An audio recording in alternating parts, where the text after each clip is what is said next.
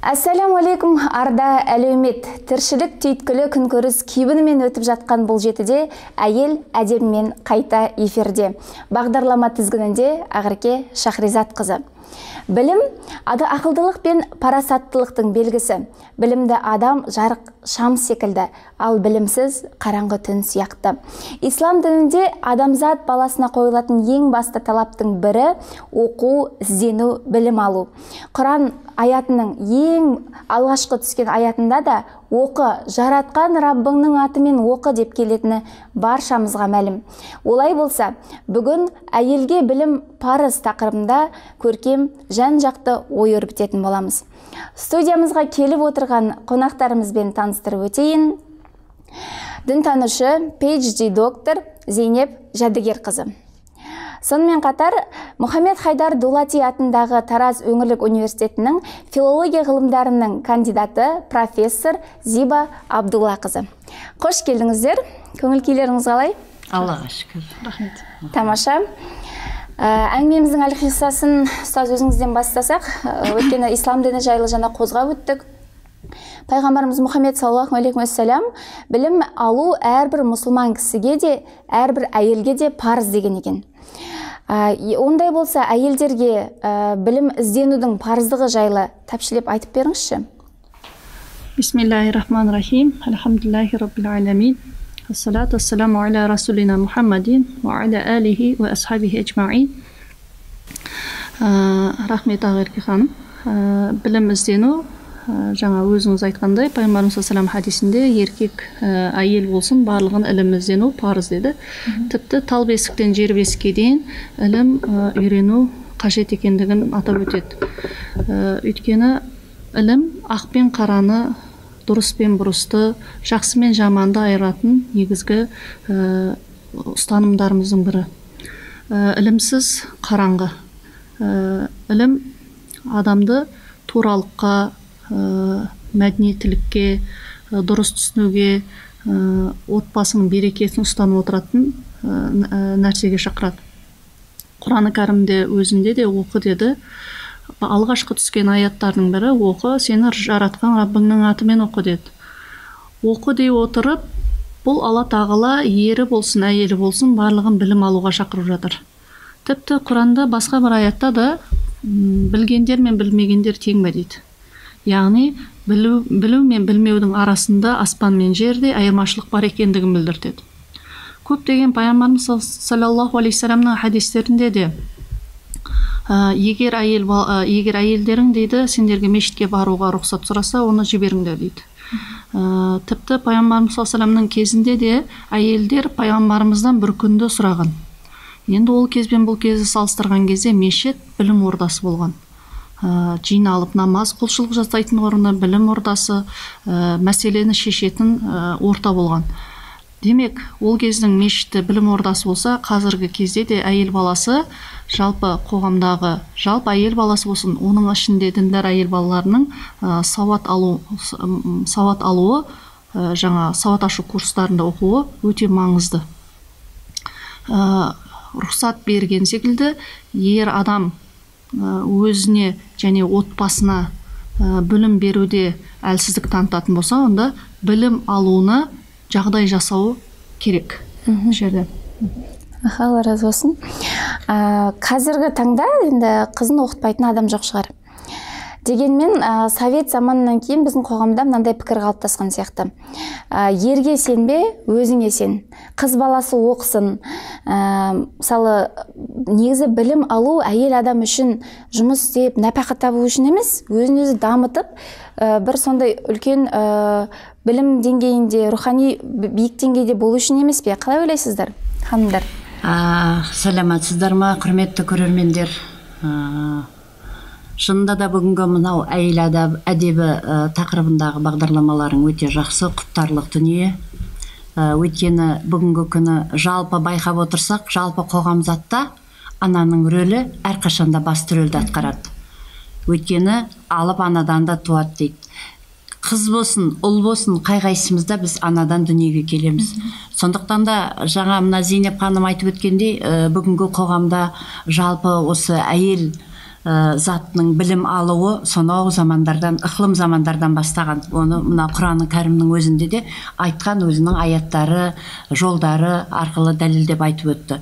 Ал жалпы адамзат үшін қажетті құндылықтардың барлығы менің өзімнің жеке пікірім, ислам дінінде біраз жақсылықтары айтылған деп айта аламын. Тіпті оны мойындаймын да. Әрине, мынау сөз бар ғой, халық арасында дәстүрдің озығы бар, тозығы бар деп. Ал бұл жерде ислами тұрғыдан, исламна Құран кәрімде жазылған дүниелерді кейде мынау біз оқып отырсақ, оның керемет осындай уағыздары бар, қажеттілігі, мынау тіпті қазіргі заманның өзінде де қажет екендігін байқаймыз. Сондықтан да мен осы жерде байланыстыра кетсем, әрине бүгінгі күні жалпы оқу процесіне, оқытуға жаңағы ата-ананың ертеңгі күні қор болма, өз наныңды өзің тауып же, өз киіміңді бала-шағаңды асыра деген мақсатпен айтылады. Бірақ бәрібір дей тұрғанмен де ол білім алғанда ұл болсын, қыз болсын, әйел азамат болсын, қай-қайсының да сол білім алу арқылы өзінің айналасына, бірінші отбасына, екінші қоғамға пайда келтіргені дұрыс деп ойлаймын. Бізде өзімізге белгілі жалпы ғылымның көптеген салалары бар. Ол салада, яғни басты гуманитарлық ғылымдар, әлеуметтік ғылымдар, одан кейін жаратылыстану ғылымдары, қазіргі кезде мынау жалпы инновациялық техниканың ғылымдары болып жатыр, мынау қай-қай жағынан болсын. Міне осы бағытта мынау заманауи біз қазақ елінің өркениеттілікке, әлемдік деңгейге көтерілу үшін біздің осы әйел азаматтарында тек қана отбасы үшін қара басы қамы үшін емес, қоғам ішінде оқығанын бір бүйрегінің, жүрегінің бір түбінде жатса деген ойдамын. Ой, тамаша, керемет айттыңыз. Өйткені біз дұрыс, ой сен бар мұғалім боласың, мұғалім өлмейді, немесе оның жұмысы әрқашан болады, немесе дәрігер бол, укол салсаң да дәрі ексең де күніңді көресің деген кейбір ата-аналардың түсінбестік сөздері бар. Ол да қажет шығар, бірақ барлығы бірдей ғалым, барлығы бір дей тұрғанмен де сол өзінің көкейінде ертеңгі күні мен сол алған білімімді ең болмаса бала-шағама, айналама, қоғамыма, сол өсіп отырған өзімнің еліме пайда келтірсем дейді. Мен оны құптаймын. Бірақ барлығы ол 100% білім ала алмайды, оқиды, әртүрлі тұрмыстық себептер болады, әртүрлі жағдайлар болады. Қазіргі заман жасыратын жоқ, мынау инновацияның, ақпараттың заманы, кейде соған ілесе алмай жатады. Ол әрине ауыл мен қаланың арасындағы кейбір айырмашылықтар, оған көптеген факторлар мен себептер бар. Дей тұрғанмен менің айтатыным ұстаз ретінде, ана ретінде, бала тәрбиелеуші әже ретінде менің айтатыным, одан кейін тағы бір нәрсе, менің өзімнің жадымда, мен әкемнен 2 жасымда ерте айырылғанмын. Анам бізді тәрбиелеп 37 жасынан бастап. Сол кезде әкемнің айтқан өсиеті, ұл балалар қабар қаласа да күнін көреді, қыз баланы оқыт деген әкемнің өсиеті арқылы мен өзім соны үнемі жадымда. Анамның маған айтуымен, бауырларымның жеткізуімен, Аллаға шүкір осындай оқығанда да қоғамға бір пайда келтірсем деген өзімнің бойыма сондай қасиетті дарытып, алға қарай ұмтылдым. Міне, мен сондықтан да мына оқытып отырған шәкірттеріме де үнемі айтатынмын. Сен жай ғана мұғалім болып диплом алып, ертеңгі күні күнкөрісін жасама, ертең сен дұрыс қоғамның керемет азаматын, тұлғасын тәрбиелейтін маман болып шық деген мен үнемі өзімнің ойымды, пікірімді ортаға салып, шәкірттеріме айтып отырамын. Тамаша, Зиба Абдуллақызы, өзіңіздің осы түйген ойыңызды іске асырдыңыз деп ойлаймын. Өйткені сіздің қаншама еңбектеріңізді оқып келеміз. Мысалы, қаладағы тіпті сауатсыз жарнаманың өзін түзетудің орнына сіздің көп еңбегіңіздің сіңгенін білеміз. Рахмет. Сіз қалай ойлайсыз осы сұрақ бойынша? Білім алу барша ер азамат әйелге парыз деді ғой. Оның ішінде білім дегенде не жатады деген кезде адам бірінші білім алу арқылы өзін таниды.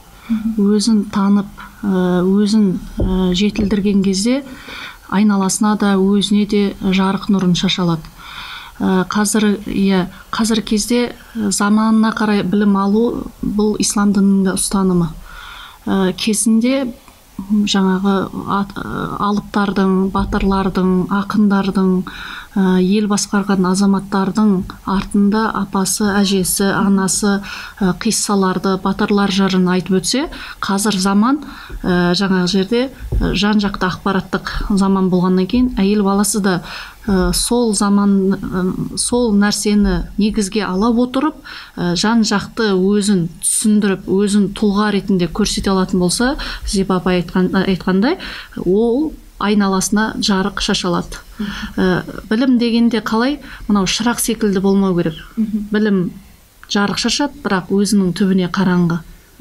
Әуелі өзінен бастау керек. Әрбір адам жаңағы әйел баласы болсын, ілім деп тек қана діни ілімді айтпаймыз, жалпы ілімді мектеп жасынан басталады. Ілімнің барлығы өзіне қорек болатын, ертең өміріне серік болатын, жолбасшы болатын құрал ретінде біз оны қарауымыз керекпіз. Тамаша. Екеуіңіздің де ойларыңызды түсіндім. Жалпы әйел баласы білімді өзінен бастап, ортасына пайдасы тидіру үшін де алу керек дедіңіздер. Енді осы жерде ханымдар, біреуіңіз мысалы профессорсыздар отырған, біреуіңіз докторсыздар, білім алдыңыздар, осы уақытқа дейін. Осы білім алудың пайдасы қандай? Әйелдер осындай деңгейге дейін неге білім алу керек деп ойлайсыздар? Әрине білім алудың ешқандай зияны жоқ, тек қана пайдасы бар. Өйткені ол өмірді таниды. Қажет болатын болса, айналасындағы өзін қоршаған адамдарды тани біледі. Кімнің кім екенін біле біледі. Сосын мынау адамға қажеттілік болып саналатын ғылым салаларындағы кез келген дүние. Мысалы, жай ғана біз физика, тіпті мен өзім филологпын ғой, физика мамандығын алып қарайық. Соның өзінде мынау судың қатуы, мұздың еруі, тіпті қажет боласын болса, үйдегі мынау қазір ғылыми техникалық прогресс арқылы неше түрлі күннен энергия алатын, мынау үйде жылытқыш аспаптарды әртүрлі мынау өте ыңғайлы қолдануға дүниелерді ойлап тауып жатыр. Яғни бұл жаңағы білім арқылы оны ары қарай дамытып, ғылым арқылы. Тіпті қажет болатын болса, кейде мынау көпшіліктің арасында мынандай түсінік бар. Бір жай ғана түсінік, мен оны қабылдамаймын, өйткені ой, қазақ тілі мен әдебиеті немесе филолог болса, алады да мектепке барып, немесе жаңағы оқушыларға жаттығуды беріп қоя саласын осылай дейді. Жоқ, олай емес. Мысалы, тіл білімі, тіл ғылымының өзі, мен өзім мамандығым бойынша айтатын болсам, ол жалпы адам жаны, ол тіл болып табылады.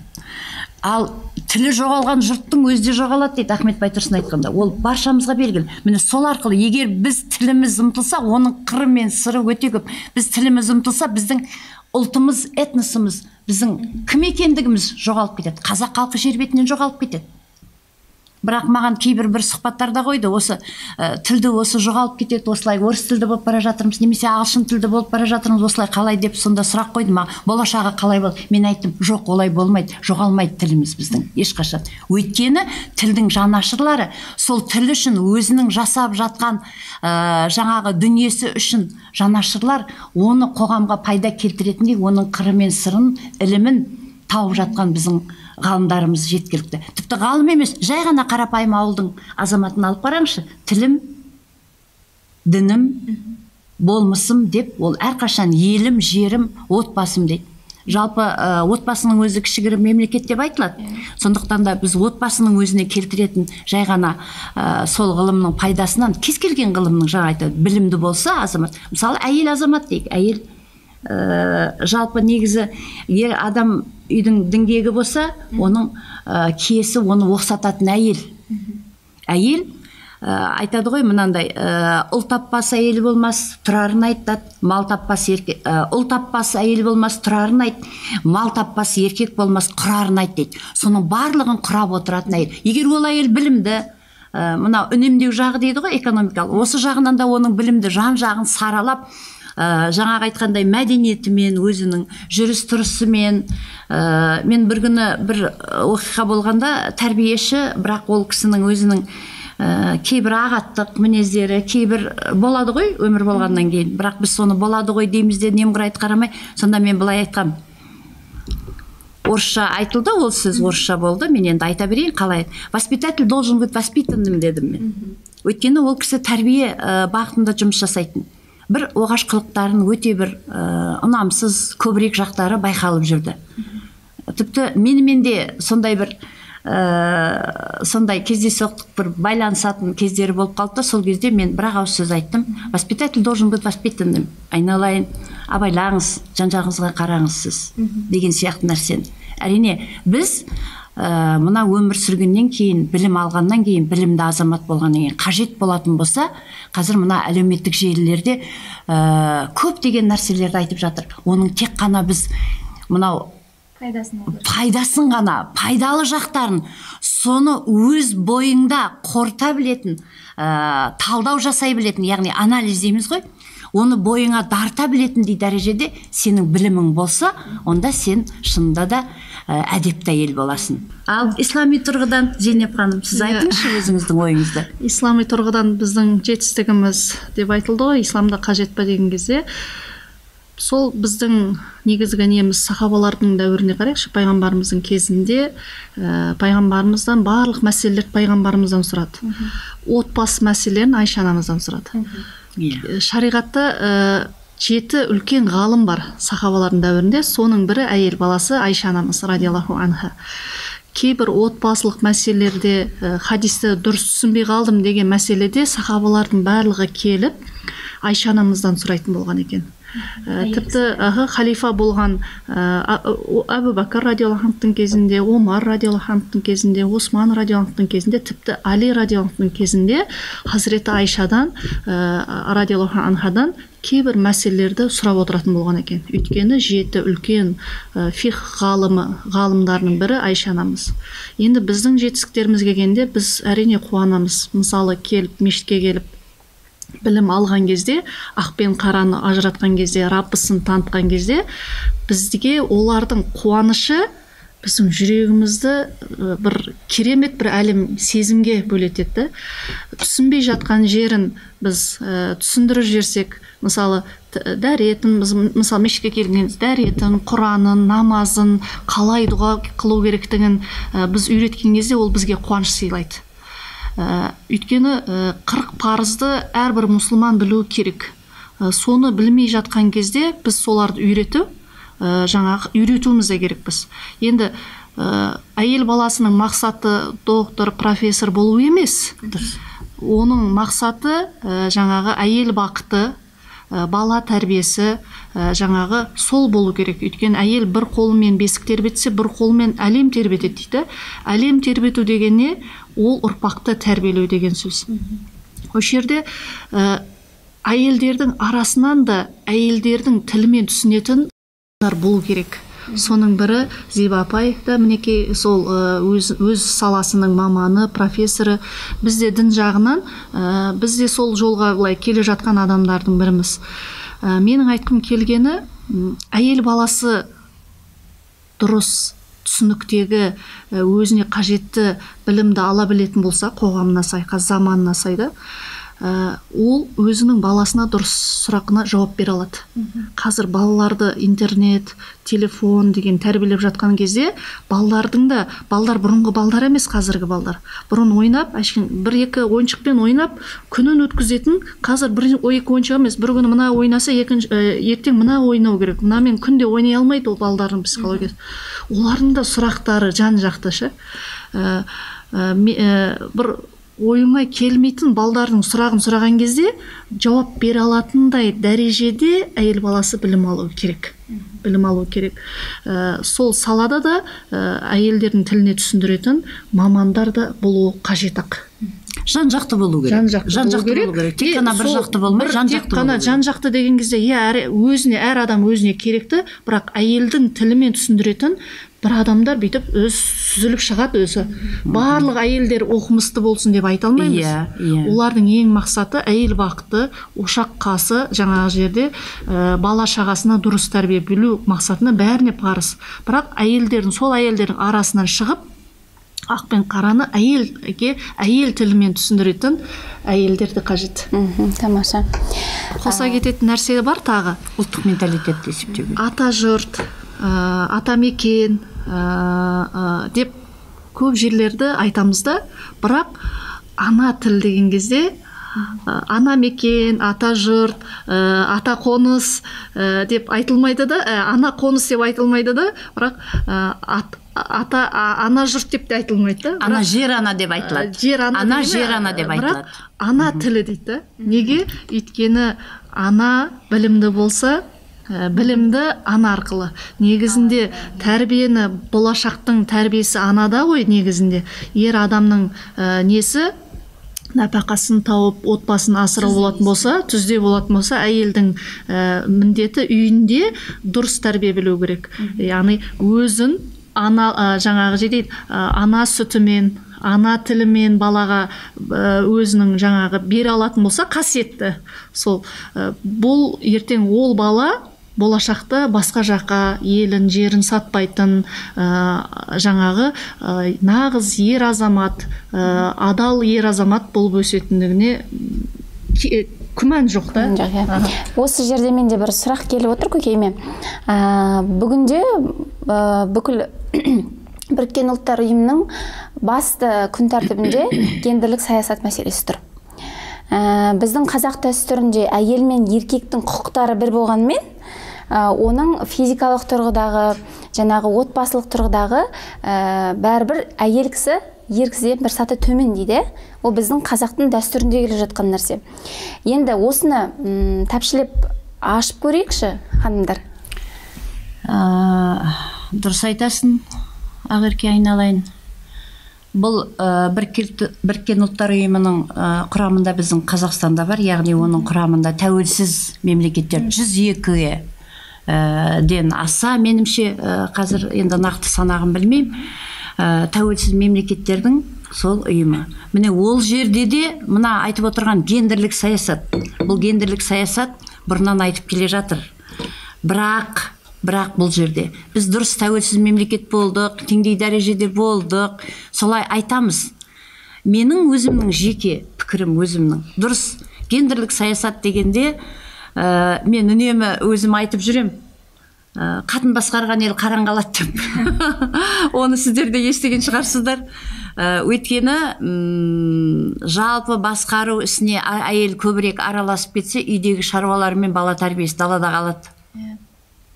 Ол практика жүзінде де кәдімгі күнделікті өмірді де. Зейнеп ханым, сіз менімен келісесіз бе? Қатын басқарған ел оңбас деген де бар ғой. Менің өзімнің кәдімгі естіп аналарымызда неден кейде мынау тұштаңдап кететін жағдайлар бар. Әйел азаматтардың мен болдым, маған билік қолыма тиді, мен кереметпін деген. Ал бірақ біздің менталитетімізде, қазақ халқында, жалпы исламда әйел адам еркектен бір саты төмен тұрады. Бақ десең де төмен тұрады, шақ десең де төмен тұрады. Мен өзім солай сыйлаймын. Өйткені үйде ағаларыңа сіз деп сөйлесем, маған елдің бәрі айтады, сіз немене күйеуіңізге сіз деп сөйлейсіз бе деп мені кішкене былай енді білмеймін, енді қалай ол деген таң қалады, енді айта алмайды ғой, былай сіз келеміз демейді, басқа демейді. Мен айтам, жоқ, олай емес, бізде солай. Өйткені жасыратын жоқ, мен отбасында өзім айттым ғой, әкем ерте қайтыс болып кетсе де, өлгенше анам 94 жасына шыққанша қайтыс болды. Соған дейін менің әкемді әбекең деп пір тұтып отыратын. Сондықтан мен ойлайтыным, бәрібір қайткен күнде де ер азаматтардың бізде орны бөлек. Мен өзім жеке өз басым солай сыйлаймын. Ер азамат келе жатса орныңнан ұшып тұру, немесе оған ізет жолын кеспей өту. Міне, мысалы, менде талай мәселелер болды, оны енді айтып жатпай ақ қояйық, мақтанғандай болармыз. Мысалы, үлкенді қалай сыйлау керек, аталарды қалай, ағаларды, жас үлкен, тіпті жасы кіші болса да ер балдардың жолының соларды келген. Міне соны біз ол азаматтарға сәл де болса білдіріп өтсек, айтып ұғындырып жүрсек, тікелей айтсаң өкпелеп қалады олар. Кешеде бір жерге барсам, отыр екен, жаңа бала орнынан қозғалмады, битті де қойды маған басын, былай. Сосын мен айттым, айналайын, сен менің немеремнен де кішісің. Сен не қып даусыңды шығарып, сәлемәтсіз бе деп бір ауыз сөз айтпайсың. Маған бүйтіп қарады. Айттым ғой дейді. Мен айттым, сенің жыбырлап, көңілсіз айтқан сәлеміңнің қажеті жоқ, дұрыстап айт. Айналайын, сен ер азаматсың, мен әжеңмін, апаңмын. Енді орныңнан атып тұрмай-ақ қой сен, бірақ сен ізет көрсет. Міне сөйтіп, сәл ғана сөйтіп айтып, түйсігінде бар бала болса, ол Ол тіпті түйсігінде бар күйеудің өзі де солай түсінеді. Қажет болатын болса, кейде ағаларыңды да тәрбиелеп тастаймыз, бірақ үндемей қалу керек ондай жағдайда. Ол түсінбей бара жатса, үндемей қалсаң, үйдей бәледен құтыласың. Сосын өзі егер ақылы болып пайымы жетсе, ол өзінің кінәсін түсінеді. Міне, бәрібір мен мынау кейбір мынау жоғары лауазымды жұмыстарға орналасып болғаннан кейін кейбіреулердің тасып кетеді әйелдер. Тек сұмдық бәрінен мен өзімді өзім асырап отырмын, мен мал тауып отырмын, мен әкеліп отырмын, мен бүйтіп отырмын деген сияқты кейде осындай әңгімелерде көп болып, мынау отбасының шырқы бұзылып жатады. Бәрібір сен өзің, менің айтатыным, ер азаматтан бір саты төмен екеніңді әрқашан ұмытпағайсың дер едім. Енді гендерлік саясат деп айттық қой. Бұл Біріккен ұлттар ұйымының гендерлік саясатын мен сондай қатты кереметте құптамаймын. Исламның қойған саясатынан артық бір саясат жоқ деп ойлаймын. Ислам дінінде Алла тағала әйелдерді жоғары мәртебе қойып отыр. Еркектерге берілмеген сүрені әйелдерге беріп отыр. Мысалы, Ниса сүресі бар. Әйелдердің құқықтары туралы айтылып жатыр да. Тіпті Құранда еркектер деген сүре жоқ, әйелдер деген сүре бар. Әйелдердің мәртебесін жоғары қойып отыр да. Ислам дінінің өзі осыдан аттап өткен гендерлік саясат әйел еркекпен тең деп айтады да. Әрине амалда Аллаға құлшылық жасауда еркек әйел бір. Бірақ кейбір мәселеде әйел өте нәзік жанды, сұлу тәнді, нәзік тәнді, сұлу жанды бір әйел азаматы да. Бір саты ол төмен. Қай жерде? Өйткені ер адамның міндеті түзде, әйел баласының міндеті үйде. Ер адам күшті, жаңағы қорғаушы, әйел адам нәзік, жаңағы қорғалуға мұқтаж. Тіпті ата-бабамыз айтты ғой, алтынның сынығына баландық қыз баласында, жаңа қорғап отырды, қорғаштап отырды. Өйткені қыз баласы барлық жерде өжеттілік таныта алмайды. Егер еркек әйел тең дейтін болса, қазір тең деп жатыр ғой, енді жұмыста да, басқа да, әйел жанның негізі нәзік қой. Оның өзі қараңызшы, бір әйел баласы бір баланы дүниеге келтірген кездегі 9 ай қандай неге татиды. Оны 9 ай жаңағы құрсағында көтереді. Оны толғатуының өзі. Тіпті қараңыздаршы, бір толғақтың өзін анаңды 7 рет Меккеге апарып келсең де бір толғағына жете алмайды да. Әйел баласын жоғары қойып отыр, бірақ дегенмен бір саты төмен. Өйткені әйел баласының жаны нәзік. Оны ол келіп тең деп қойып еркекпен бір қылатын болса, еркектерден табысты көп табады негізінде, бірақ береке жоқ әйел баласының табысында да. Ал енді жаңағы ер азаматты біз үстем қойып, ол үйдің асыраушысы, қорғаушысы деген түсінікті беретін болсақ, ол ер азамат не істейді? Бәрі істейді да. Ал егер әйел билік құрып кететін болса, еркек ез болып кетеді. Ез болған еркектен қоғам түзелмейді де. Ерегес пайда болады. Ерегес, өйткені мен тауып жатырмын деп үйдің үйдің берекесі қашады. Жаңа сіздер айтып отырған әңгімеден апамның бір әрекеті есіме түсіп отырды. Апам қазірде 80-де кісі, енді олар көненің көзі ғой. Үйде дастарханда отырғанда ер адам болмай қалса бата беретін, кішкентай балаға бергізеді, өзі тұрып. Өткені ер адамнан әулие емеспіз дейді. Өзі үлкен әже болып тұрып, кішкентай балаға бірінші сыйлап, соны бата бергізеді. Соның мәнісі сіздердің сөздеріңізден сондай түсінікті болып тұр. Ханымдар, соңғы бір қорытынды сұрағымды қойсам деп отырмын. Білімді әйел мен дана әйелдің айырмашылығы қандай? Ортақ сұрақ болсын, Әрине,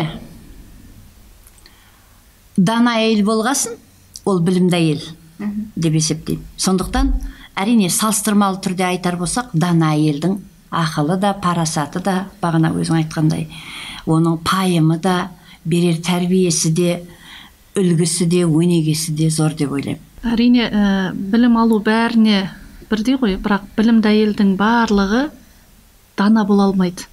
Даналық ең үлкен қасиет. Өйткені алған ілімін даналыққа салатын болса, ол жүзі де жылы, өңі де жылы, жаңа болмысы да жылы, айналасына жылуын шашалатын әйел деген сөз. Тамаша, кестелі ой, сүбелі әңгімелеріңізге рахмет. көптеген керемет мағлұматтар айттыңыздар. Құрметті көрермен, үміті мен күдігі таласқан тағы бір аптадан соң бейсенбіде сіздермен қайта қауышатын боламыз. Бағдарламамызды аталы сөзімізбен аяқтаймыз. Әйел адам, жалпы қыз баласы дүниеге келгенде ата-анасына тозақтан қалған болса, ал тұрмысқа шыққанда ерінің иманының жартысы болады. Ал ана атанғанда жәннат оның табанының астында. Келесі көріскенше аман сау болыңыздар.